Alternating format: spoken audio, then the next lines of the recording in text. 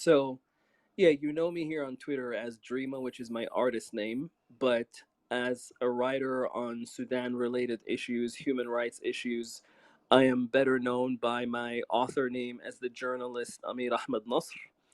And as Amir Ahmed Nasr, I've been writing on Sudan as a journalist since the early 2000s. I started out as a blogger, and then eventually I moved from blogging to journalism when journalists began noticing my blogging in the early days, in particular about Darfur, the Darfur genocide in 2006 onwards, when I started writing about it.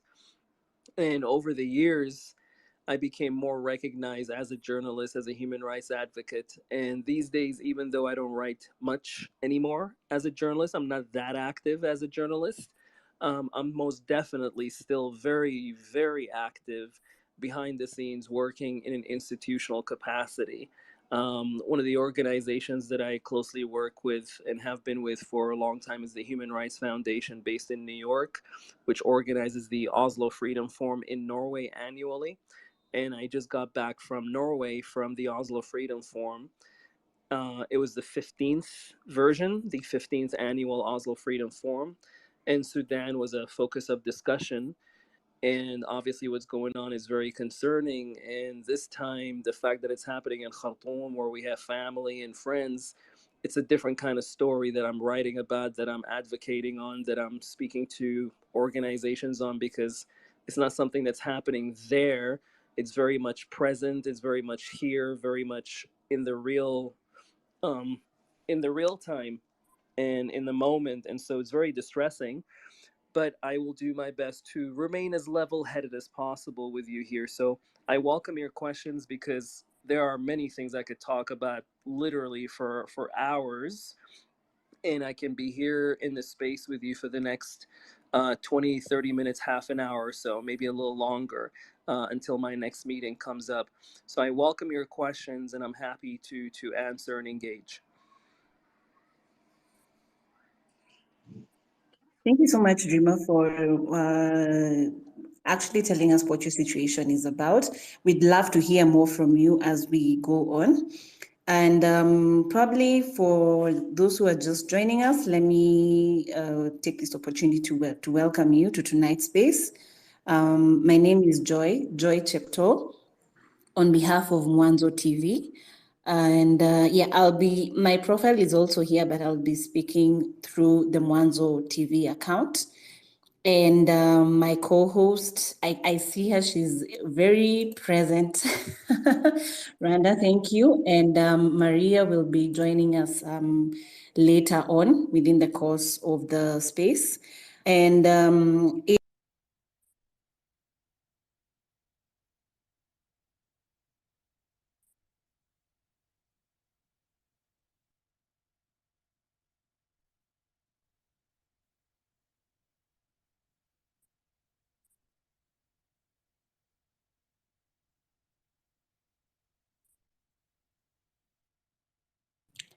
my apologies for that.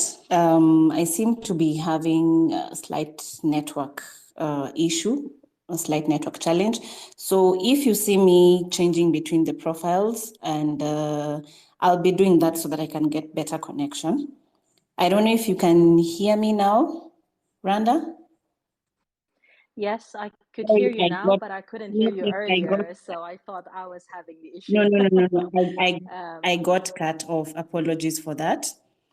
As you were yeah. saying, it's currently 7:10 p.m. here in Kenya, and we'll be hearing from our brothers and sisters in Sudan as we go on with the space.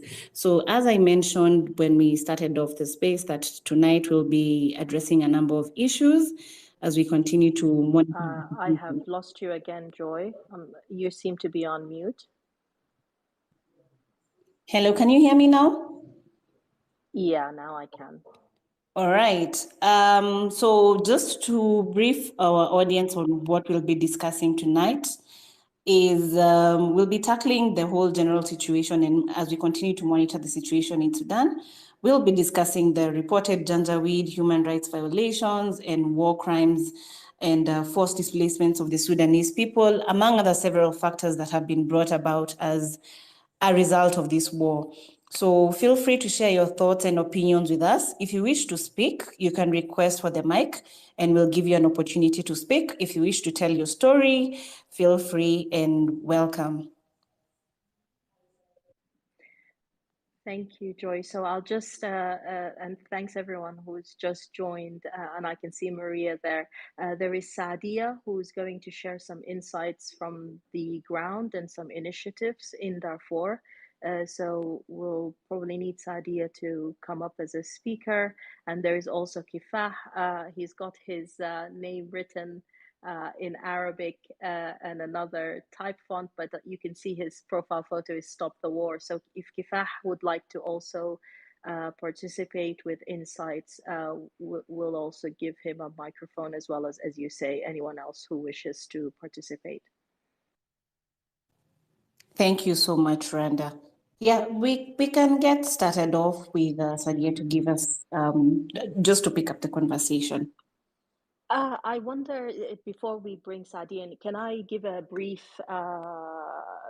background to what's happening? Yes, And if I open the floor and then pass on to the guys and ladies, the ladies and gentlemen present, is that okay? that's fine. Please go ahead, Randa. Okay. I wanted to first of all start by offering a warm and heartfelt thank you to Mwanzo TV, of course, to Maria Tsehai, and I hope I pronounced the name correctly, and to you, Joy Chaptu, for your unwavering support and your determined efforts in helping amplifying our voices, the voices of innocent Sudanese civilians. So I just literally want to start the conversation by saying on behalf of my people, the people of Sudan, I want to say shukran, and that literally means thank you. If I can just give you a brief background, and this will be from my personal experience, and I am the founder of an organization called Ana Sudan, which is focused on leadership development and capacity building, human development as a route to economic development in Sudan. But today, I think because I echo what Dreama said, it is so personal that you have to speak. Well, I would like to speak, as Renda, the Sudanese national and concerned Sudanese citizen. So since mid-April, we've had the Janjaweed, and if many of you know about Janjaweed, or if you don't, Janjaweed, I would tell you the word in Arabic is a combination of two words, and it started off an organization, a group of bandits. That's how they started, and it's a ghost or a devil on a horse. So combined, we call them Janjaweed. They started off as bandits in the western region of Sudan, and they graduated over the years with the support of the ex-dictator Omar al-Bashir in becoming the right arm for the Sudanese army, who have unleashed a campaign of hatred in Darfur back in 2003 and commenced the genocide, which you heard about, where about 200,000, 300,000 innocent civilians in Darfur died. So this is the background to Janjaweed. They kept graduating, and it led to, unfortunately, after the revolution in 2019, where the Janjaweed leader, Hamdan Daglo, became the second man in the Sudanese government. So in mid-April, they unleashed a war against what we now see as a war against civilians in Sudan. It's focused in Khartoum, Darfur, and Khartoum obviously is the capital city. Darfur is in Western Sudan, and Kordofan region, which is central west as well. They have started the war under the ruse of fighting to instill democracy and democratic rule in Sudan, which is completely ridiculous. I'll just start by saying that. So very quickly, since mid-April, they have looted commercial properties and homes. They have thrown civilians out of their homes. They have stolen civilian life savings and life earnings, cash, gold, cars. They have threatened civilians under gunpoint, including children and elderly people. They have murdered thousands of civilians. They're now using rape as a weapon of war, and they are boasting about it on social media. They have taken over hospitals. They have taken over civilians as human shields. They have completely besieged towns and villages where whole neighborhoods have been taken over. They have burnt down villages, completely burned down. They have destroyed basic infrastructure, including electricity and water sources, medical facilities. They have burned down markets, which is a source of where we get our food supplies and our basically life supplies. There is now in Darfur a systematic ethnic cleansing happening. Many locals have lost members of their family, and some of the speakers will share personal experiences. They have, over the past few weeks, basically unleashed an ethnic cleansing campaign focused entirely in Darfur, or the majority of which, and they're boasting about it on social media. They're killing most locals who have, or they see as having of African ethnicities. And the fighters, Janjaweed fighters, are posting videos. They're proud of the fact that they are ethnically cleansing the region. They have murdered boys, girls, men, women, children, elderly people in Darfur, and they have done that in cold blood. They've burned some people alive. They've also raped young girls as young as 10 to 12 years old. They've targeted civil leaders and human rights activists. They murdered them, and they went as far as murdering, in the last week, the West Darfur governor. They are unstoppable in their campaign of hatred. And they posted a video of the West Darfur governor. They posted a video of his remains on social media. If I just go quickly, I'm only going to be a minute long. They're pursuing civilians at the border. So as civilians are fleeing West Darfur, they're actually pursuing them to the Chadian border, and they're shooting them. They're using mercenaries in their army, the Janjaweed. They're using mercenaries predominantly from Chad, Niger, Central African Republic, and Congo.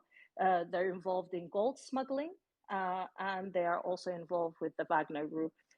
You might ask, where is the Sudanese army? They are fighting a battle, but they're making very slow progress. They've expressed the difficulty in having a street fight or street war with Janjaweed, because Janjaweed have taken over. There's an estimated of about 80,000 fighters, 80,000. Correct me if I'm wrong, any of the speakers after me, but they're predominantly in Khartoum and the main cities. There could be more than 100,000. And they are taking barrack in people's homes and in hospitals. So to date, at least 2.2 million Sudanese civilians have been displaced and have left Sudan, and the numbers are rising, and there are non-confirmed numbers of the actual deaths and numbers of displaced people. So what do we need from you? We're here today to help raise awareness of the Janjaweed ambition. They will not stop at Sudan. They boast about their ambition to cleanse the region, the Sahel region, of what they consider to be, I won't use the word, but their equivalent of the N-word. And to be honest with you, I don't think they're aware of what they're doing, because they're basically going from one end of Sudan to the other, saying they want to cleanse Sudan. So we need everyone's voice to be joined with ours, and join our outcry to the international community, and put pressure on African leaders to help stop this campaign of atrocities and campaign of hatred in Sudan immediately. Thanks very much. I'll pass on to you, Joy. Thank you, Randa. Thank you for giving us the brief context of what the current situation is with, of course, the war. And actually, let me correct you. As I was doing my research today, actually, the numbers have already risen. It's not 2.5 million, it's it stands at 2.5 million people that have been displaced within and outside Sudan, including nearly 2 million people who have been internally displaced. So, Randa, probably if we could jump into this whole issue of ethnic cleansing. So let's address what this is they're calling ethnic cleansing, because now we're hearing that in Darfur, there are reports of ethnic-based attacks, which have continued from when the war began. So there have been numerous reports in the recent days of intensifying violence in the West Darfur region, which has also previously seen decades of killings based on ethnicity. So if we could get to hear more about this, probably from, I think, from a representative of Darfur Human Rights Network, so that we could actually understand where this ethnic cleansing is coming from. So I can't seem to see them. They don't look like they've managed to join. It could be that they're having connection issues. But Kershola, who is a speaker, Saadia, can give us some insights from the ground. And then Amin and Kifah can jump in and add anything else above and beyond, specifically to Darfur. And then I would say Amin can give us some insight on the human rights aspect, and bearing in mind he has to leave us. So if we start with Saadia and Kershola and then go to Dreamer and Kifah, if possible. Yes, that's please. Yeah, we can start with Sadia and Kachola. Yes. So we'll need to give Saadia a mic.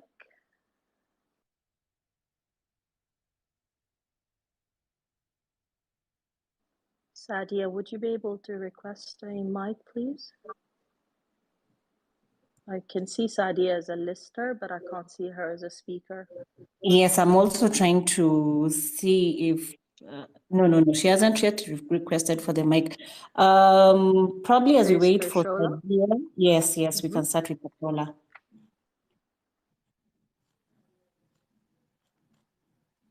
Kershola, can you hear us?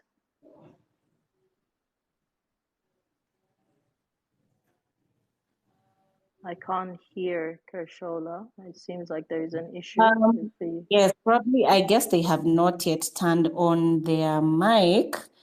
Sadia, if you could please turn on your mic, then you can go ahead and speak, if you can hear us. There is also Hilal with us. Welcome, Hilal. So I can see Kershola on. I've tried to turn his mic on. He may have to leave and come back again. And Saadia, I can't see she has a mic, so I'm not sure whether they're having connection issues. So they may have to leave and come back again. Yeah, I guess they could probably exit and join the space again as Yes. we try and see, give them some time to fix their connection issues. Yeah. What about Dreamer? Then we can ask Dreamer to come in. He can give us a bit of a background of what was discussed and his information in terms of Darfur, and I'll fill in as we go. All right, sure. Dreamer, if you can go ahead. I know you had just a few minutes with us into the space. Probably you can continue with where you started from. For anyone who knows the history of the so-called Rapid Support Forces, which used to be called the Janjaweed before they became a formalized force by the previous Sudanese dictator Ahmed Bashir, anyone who knows their history would not be very surprised at what's happening right now in Darfur. They're reverting back to their old methods of scorched earth, genocide, ethnic cleansing. And the fact that now the world is beginning to catch up, I think, is a very important development. We saw a British member of parliament in the UK actually call out her colleagues in parliament, basically notifying them and warning them in alarm that genocide has returned to Darfur. And so, this whole notion of never again, well, it's happening again. And when there's overwhelming evidence for genocide that becomes available and easy to assess, this has legal implications because under international law, when genocide is occurring and people begin to agree that it indeed is happening, there are legal requirements for humanitarian intervention, for stopping the violence. It actually becomes a requirement under international law for countries to step in and do something. So this is now very well documented that it's happening in Darfur. The intention was to do the same thing in Khartoum, but the army was fighting back and continues to fight back, although too slowly. And so their genocidal intent in terms of replacing the population of Khartoum with themselves and their people that they recruit from the western region of Sudan, from their own ethnic group, which also exists in neighboring Chad, in Mali, in Niger. That plan is a big plan. They have been working towards it for quite some time, and they were able to hide it quite barely. And unfortunately, the Sudanese armed forces, the top leadership, the corrupt leadership that enable the rapid support forces to grow, they were overconfident, and one of their traits is arrogance. One might call it hubris, because they really did think that the rapid support forces would remain deferential, would continue to obey orders, and did not want to face the fact that the head of the RSF, the Rapid Support Forces, aka the Janjaweed Hemeti, that he had no loyalty to the country as a nation state to begin with. I think the top people in the Sudan armed forces were trying to fool themselves and engage in wishful thinking. And now reality has blown up in their face. And there are credible reports that there are people from the top ranks of the armed forces whose families have been kidnapped and are hostages with the rapid support forces. So they're now a victim of their own hubris. And not only that, but their own city, their own capital, their traditional stronghold is no more, has now been taken over in large parts by the rapid support forces. And not only that, the rapid support forces are terrorizing the citizens of Khartoum, and as I noted, are doing it with genocidal intent. So when they take them out of their homes, it's not just so that they can go hide in neighborhoods and hide among civilians and use civilians as civilian shields.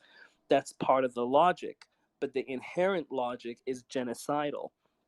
And so this is happening in 2023 in the middle of one of the largest cities in Africa. And there is not enough that's being done with urgency in terms of getting the situation under control, maybe even providing backing to the armed forces. There are rumors, we don't know how credible they are, that the rapid support forces have fighters that are accumulating within Libya in a border region, and that they are getting closer to launching an incursion into Sudan to basically continue with their plans, which really constitutes not only genocide but invasion. Whether that is true or not, we don't know, but if that were to be the case, it could be catastrophic. That means it's a full on invasion with reinforcements coming in. Part of the challenge that we're having as Sudanese is that the Sudanese armed forces, they do not have a good media operation. We have not really been getting any kind of unified message from them on what is actually really happening. Are they making progress on the ground? Do they have enough numbers in terms of foot soldiers and infantry? And so it is likely, if especially that we're being lied to and they're not being honest, it's likely that they could be defeated. And that would be a truly catastrophic situation, because it means that it would mean that Sudan as a nation state, as it has existed since independence, is no more and is basically under a foreign mercenary force that is taking over. Now, that's the worst case scenario. We have yet to know whether this information is accurate or not. Again, it's very difficult to discern. But the more reasonably optimistic scenario is that the Sudanese armed forces make progress, even if it's slow, eventually starving the rapid support forces within Khartoum from being resupplied, having their ammunition run out, which means that they could actually be basically defeated and decimated because they would have no lines of supply, no logistical support, no ability to rearm themselves. And the saying right now amongst the people of Khartoum is that Khartoum needs to turn into the graveyard of the rapid support forces. And quite frankly, as somebody from Khartoum and having seen what they have done and continue to do, they do need to be decimated. That does not mean that as somebody who has supported the revolution since its inception, that all of a sudden now I'm for the war. When we mobilize as civilians, as a revolutionary force, it continues to be peaceful, nonviolent, and persistent. That's exactly actually what led to the success of the revolution and put so much pressure on the military because the people refused to pick up arms. They refused to riot in violence. They kept everything peaceful, nonviolent, and very principled. Now, having said that, when somebody tries to come into your home to steal your property, to rape your wife, your sister, your daughter, right? You don't just stand there and say, oh, we're nonviolent. You have a duty to actually defend yourself. And so there's a different kind of adjustment that's happening right now, whereby the civilian population are saying, sure, when we're out on the streets protesting, we're nonviolent. But if they continue to come into our own homes and they use rape as a weapon of war, if the rapid support forces continue to do that, then we need to get armed.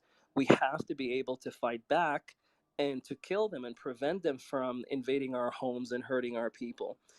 And so that seems to be gradually happening, whereby people are also volunteering to fight alongside the main armed forces. And this is an armed forces that we have a lot of differences with, and their leadership, as I noted earlier, is corrupt. But in the meantime, given that this is evidently a foreign backed invasion with genocidal intent, we have a duty, no matter how much we disagree with the armed forces, to fight together, to push back against the Janjaweed, the rapid support forces, to make sure that they're decimated, that their end is near. And then from that point onwards, I think the revolutionary path can continue to hold the top leadership of the military accountable for their hubris, for their corruption, for being the ones who brought this rapid support forces into the capital, and for allowing them to grow and not heed any of the warnings of analysts who are saying you need to watch out because the rapid support forces clearly have an agenda of their own that you need to confront. And now, unfortunately, it's too late for that, but we have to decimate the rapid support forces. And then we can turn our attention to how to actually fix the country, and starting with the military institution so that it's answerable to the people. These are my comments, and thank you. Dreamer, thank you so much for sharing your insight on this and just taking us through what exactly needs to be done from your point of view and from what the situation is. I'm seeing, if you can also see at the top, Yusra has been able to share the latest figures on the war, the latest statistics. As you can see, 2.5 billion people have been displaced, at least 330 children killed, and 1,900 injured. In Khartoum alone, at least 36 cases of sexual assaults have been documented. These are very alarming numbers. And as we now move on to focus on the humanitarian crisis and the gendered implications of the war from what we've seen in the statistics, we'd like to analyze the displacement of people and people seeking refuge and aid, and as well as what the situation is at the borders at the moment and what needs to be done, to ease the suffering of citizens who are seeking safety from the fighting. I don't know if you're able to hear me now, Kashola. Sorry about that. Shola.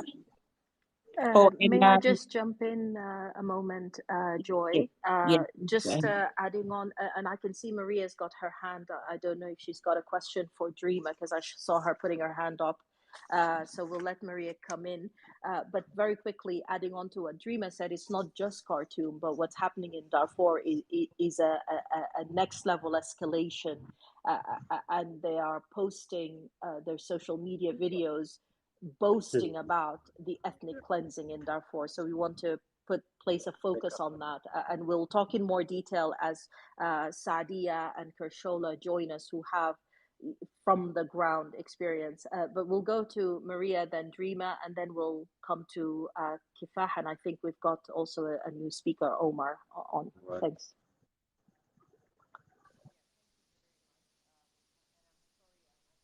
Go ahead, Maria. Maria, go ahead.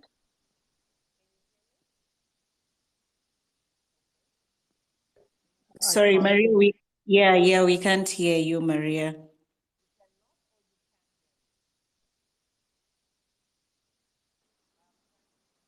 I can hear a very, very faint, very far, right?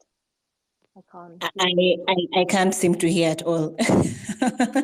Probably let me send her a message so she can see. I'm not sure if her mic is off. I can see her mic on, but I saw that she put her hand up while Remo was speaking. So I got the sense she wanted to ask a question or comment on something specific on there. All right, I think she's left. She'll be joining in again, probably as she fixes her technical issues. I'll be adding her in, but we can move on, and then she'll be able to jump in the conversation. Sure.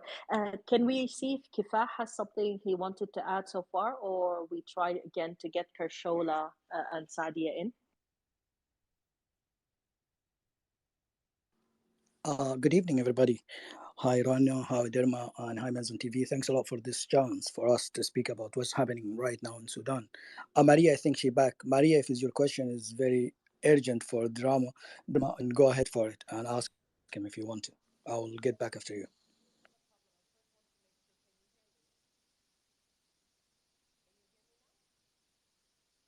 Yeah, I think Maria's having a problem. Yeah, I'm still not able to hear her. I think I see her mic is open, but there is no voice. If you're speaking with speakers or headphone, Maria, just take it off and try to speak through the phone. Yeah, yes. All right, sure. You just go ahead. She'll join in. Kifah, go ahead. Okay.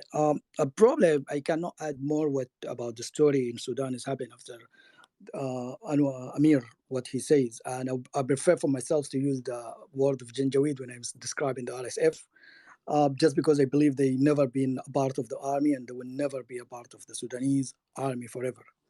The thing is, as you need to know from your side for the humanity needs in Sudan, as far as I know from numbers being written around the internet and also from some of the research, I think Ali also, if it's possible, could come up in the stage and add some of the information he have.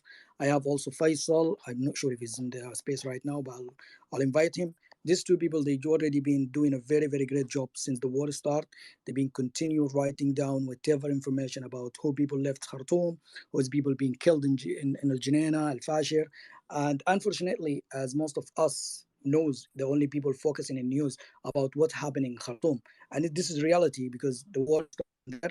But unfortunately, we are now war into another 3 or 4 cities where people not really consider as far as Khartoum is.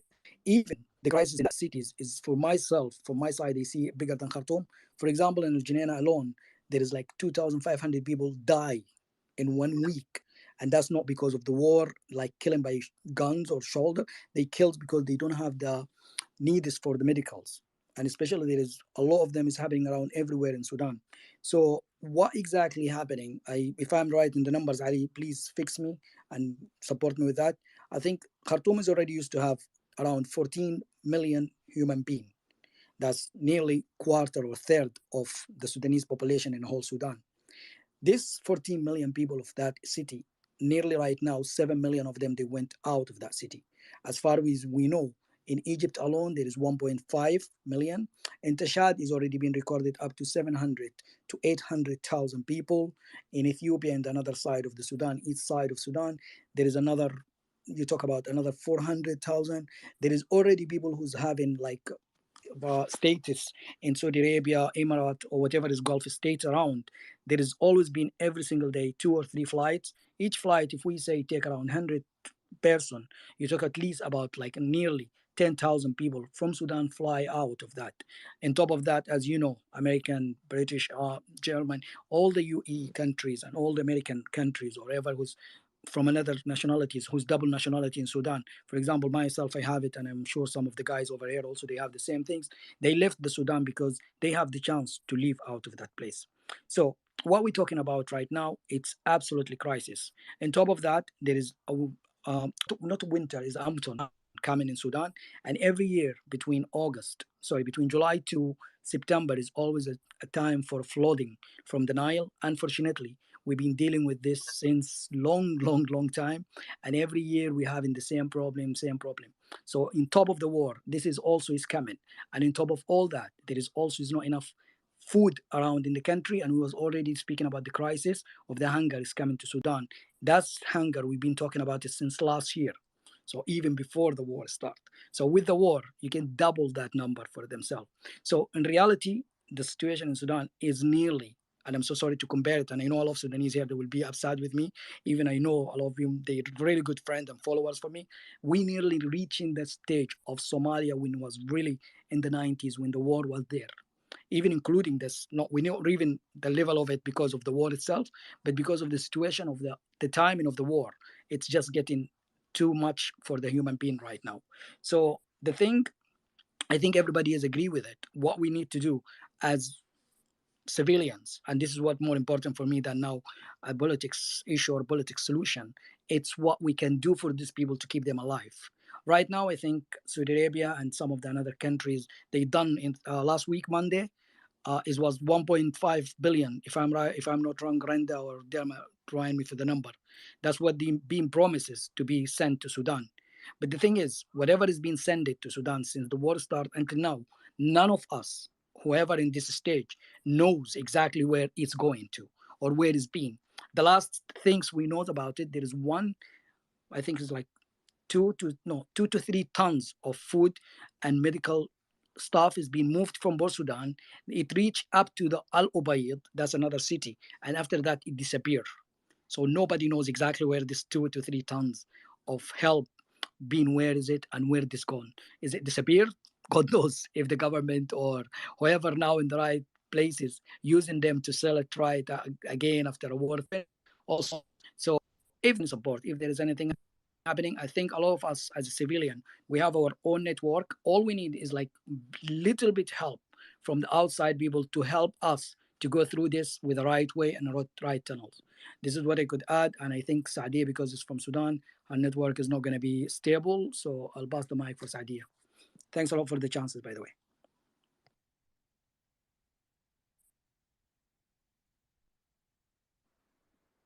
Okay, so thanks, Kifah. So Joy, if you would allow me, we'll go to Sadia because she's got, Sadia will give us an idea of what's going on specifically in Darfur. I'll just say to Amir, if you need to leave, give us a sign so that we can bring you back in to give us some last insights, okay? Sadia, would you like to take your mic off? Come off mute. Thank you. Welcome. Yes, sure. Sadia can go ahead. Thank you so Thank you. much. I'm sorry I had an issue with the connection. So I would like to start with I will try to explain because I really think this experience should be shared. The thing that I have been told by the people who escaped this horrific, and I believe it's a massacre. I believe so that the people who were in Al Junaina have witnessed a massacre. Okay, when one of the survivors tell me that we were 3,000, okay, they held us. We were 3,000. They divided the men, the women, each of us apart, okay, and then only me and my friend escaped. The rest have been killed. He doesn't know what happened. He just came back because he had to hide in one of the houses, and he said when we came back everyone was killed. he told me that they took the bodies, there are bodies everywhere of these people. Okay, this is a pure massacre. And when they talk about how they escape, they tell you like, I don't believe they want any survivors. Why? Because in every place you go, there's ambushes. Okay, there's these places, whenever you go, they attack you. He said they killed everyone, even the kids age 6 or more. Immediately, if you are age 6 or more, they take your phone, they take all your belongings, and then immediately shoot on sight. So these are, I mean, this is, and most of the people who actually arrived have injuries from, they've been shot. Why? Because they're trying to escape. They've been shot with guns, and I don't know the military, I don't know the weapons names actually in English, but it was horrific. And he told me that these injuries they have is poisonous. I'm talking about the people who fled to Adere, which is at Chaden a city border, and they are uh, currently staying there. So I've talked to them myself, and all of them are telling these horrific stories. And I remember I asked one of them, uh, is it okay if I shared your name? He said, I have nothing to lose. I lost everyone I have. So you go ahead, share my name. I have no one. I have nothing to lose. And and and you don't know what to say to these people, how to comfort someone who lost everyone, how to comfort someone who, like, he saw the whole world just gave up on them. No, no army, no one to help. They say, we are the one who defend ourselves. We are the sons of Al Junaina. We just took the all the weapons we can have and defend our houses and defend ourselves. No one defend us. No one stood up for us. We were left out. Okay, and they are left out. Even they cut the communication, so no one knows anything about what exactly happening. Whoever go to the city are facing bodies everywhere on the street. People are covering their faces, and because of the smell, because of the horrible smell of these, people are having pandemic issues because of these type of disease, because there are bodies everywhere. He said we cannot even bury our death. The people who have died, you cannot bury them. If you touch any of them, they will shoot you immediately. They want these bodies to be out there. We saw the videos, we saw them bragging about, look, we made it a ghost city. They burn people alive on these places. Simply, they say they kill the bodies, then they burn you inside, they put you inside, and then just simply burn. They want to destroy everything. They want to have leave nothing on this city. So if this is not a huge massacre, and we are living in 2023, what is this? How the whole world is just sitting in silence and just looking at these people, children, mothers, elders, guys, I mean youth, old.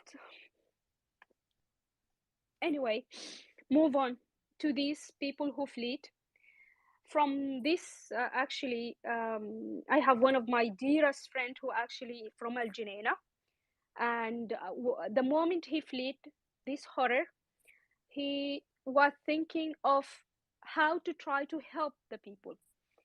And then we came up with the initiative Saving Al Junaina. The initiative at first was aiming, just because so many people who fled, I think there is a mic on. We can hear you well, Sadia. Carry on. Okay. unless you can hear. Yeah. Yes. Then the initiative of Saving Al Junaina, the first aim was helping. Actually, we already helped about 300 families who escaped the city and arrived to Adre. Those people needed, of course, they needed food, they needed a safe place to stay in, they needed clothes, and some needed treatment. So basically, because at the first, the city was not occupied. It's a village, actually, it's not a big city. It was not occupied. So they managed to put all of these families. And now we are facing with more and more, okay? There are no empty places in the city, and so we decided to make initiative of making a hospital. The hospital supposed to treat the people. We have so many injuries. We have kids, we have pregnant women, and we have people who need medical attention. All of these people really could use the help of having a hospital in that area. Thank God, because of the help from Chad initiative and from help of we got approved on making this hospital, and they're gonna give us a place for the hospital. So all we need right now is just medical equipment, and we need medicine just to start the hospital. Right now we are just working day by day with individual support. I'm just funding this from the people I know and from the people in Twitter, where I share the tweets about I need to buy medicine. We just go and buy medicine from the villages next to Adri, and then we bring this medicine to our medical, which are 160 medical staff, and they are already working. They just need uh, the medical equipment, and they need the medicine. So currently we are in a huge need for any organization can support this hospital. And from this space, I'm requesting all of your support for the hospital, because the people there really need the hospital. And thank you so much. If you have any question for me, I will answer. Thank you, Joy, may Sadi. I? Thank Go you. ahead. Yes, sorry, let me jump in. Thank you, Sadi, because you have really brought out this the emotional you know, you have really touched an emotional nerve about this whole situation, and it's very sad, especially when it comes to mothers and children, and we all know how important healthcare is. And probably as we go on, let me hand it back to you. Randa. Sorry, I got cut off a bit. Sorry, let me hand it off over to you, Randa, so that you can continue with the conversation. Yeah, I wanted to say the same to Sadia, and the initiative. Obviously, we need as much support. But linking back to what Kifah has said earlier, there is large humanitarian shipments that keep arriving in Port Sudan, but somehow the Sudanese civilians around the nation who are in dire need for it don't seem to receive it, and they are now they're facing essentially firearms, military grade firearms. Besides the normal medical needs, they're now war medical needs, and we've got to rely on individual initiatives, which is really kind of frustrating, and it's perplexing. But as much support and help as possible. And if Sadia, you can add maybe some information and links in the chat. So if anyone would like to connect with you and provide the support, they'd be able to do so. Can I ask Inam to come in? Inam has family, and I would like to give her an opportunity to also share her experience, if possible. Joy, Inam, Sam'ana. Yes. Yes, yes. Let's hear from you. Hello, اي نعم. hello. عايزة تتكلمي بالإنجليزي ولا بالعربي؟ ما مشكلة ممكن بالعربي. أفضل أسمع أعمل مثل بعض الكلمات. اوكي، اذا عايزة تعملي بالعربي انا بترجم لكي، لكن اذا بتقدري تتكلمي بالإنجليزي برضه يكون افضل. أوكي طيب خلاص ما مشكلة حتكلم English. بالإنجليزي. أوكي. Perfect. Okay, uh, thanks. okay. Hello everyone. I'm from Guinea, and my language it is not well, but I try to understand me. Okay, I just talking about the last 2 months in the Guinea. In the last 2 months, I don't how I can describe this. It is horrible days. It is something like a dream. My family, it is all my family in the Guinea. And 2 months, I carried them. I can call them. I can transfer any money for the eating. I can everything. It is the Guinea without water, without anything. It is 15 days. My family, it is fighting with Janjaweed by own, and it is no any help come from the government or anything. Just younger boy, it is fighting, and every day kill about 3, 4 for my family until the last day. As the Janjaweed come in the Guinea, it is kill everyone. Just kill everyone, my family. Kill my 5 uncle.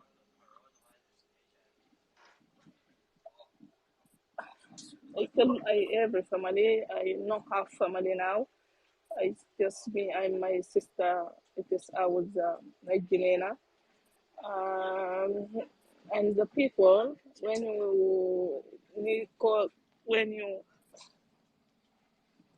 and the people is alive. Some people is still alive. They wanted to escape to Tashad, and in the road kill them as well. A lot of them, and kill the children, and the children 2 years, 4 years, 3 years. No kill me or shot them by the gun. Just slice them in the road and go over them by the car. Kill them like this and kill all the man. We come and hit them. It is something like the time. I can't describe this. It is something really, really so sad. And nobody helps them. Nobody listen to them or listen to me or listen to everybody else because we starting hashtag save a Guinea. Guinea need help, but nobody listening to anything. Just leave the people, kill them like this without any reason, just because it is black. That's the reason they kill them.